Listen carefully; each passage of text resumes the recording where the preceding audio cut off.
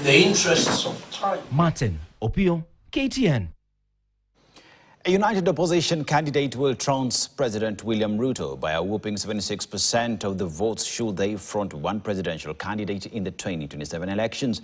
The latest polls by research firm TIFA has placed Wiper leader Kalonzo Musyoka and Nairobi Senator Edwin Sifuna as the most preferred presidential ticket likely to give President William Ruto a run for his money in the 2027 general election. The survey envisages a runoff if all the opposition presidential hopefuls decide to go it alone. But things could be complicated for President William Ruto if the presidential hopefuls decided to back one candidate in the ensuing presidential rerun. Jeff Kirui with the details. As the 2027 general elections fast approaches, President William Ruto is not sitting pretty at the top if a survey released by TIFA Research is anything to go by. The survey shows majority of Kenyans are vouching for Wiper leader Kalonzo Musyoka and Nairobi Senator Edwin Sifuna as the likely ticket to oust President William Ruto at the ballot at 28%, followed by Rigathi Gachagua and Kalonzo Musyoka ticket at 25%. However, according to supporters of the opposition, the most preferred ticket at the ballot to face off with President Ruto is the Kalonzo Musyoka Fred Matiang'i ticket, which enjoys at 31% support, against that of Musyoka and Sifuna at 28% and Rigathi Gachagua Kalonzo Musyoka ticket at 25%. If they offered me a consultancy to help them pick their candidate, I would refuse, because I can't do that. I wouldn't know where to begin.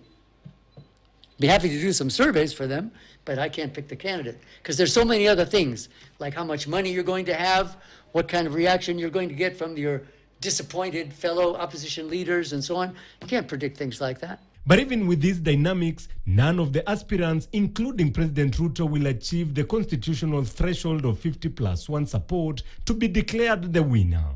However, President Ruto still enjoys the benefit of incumbency as the projected winner at 24%, followed by Kalonzo Musyoka at 19%, Dr. Fred Matiang'i at 14%, Edwin Sifuna at 10%, and Rigathi Gachagua at 9%. I've seen some people on television and the media say, well, if we, without even having the numbers, if we put all the votes of Kalonzo and Matiang'i and Sifuna, Gachagua together, they can easily defeat Ruto. The survey also shows that Professor Kithure Kindiki is still the most preferred running mate for President William Ruto.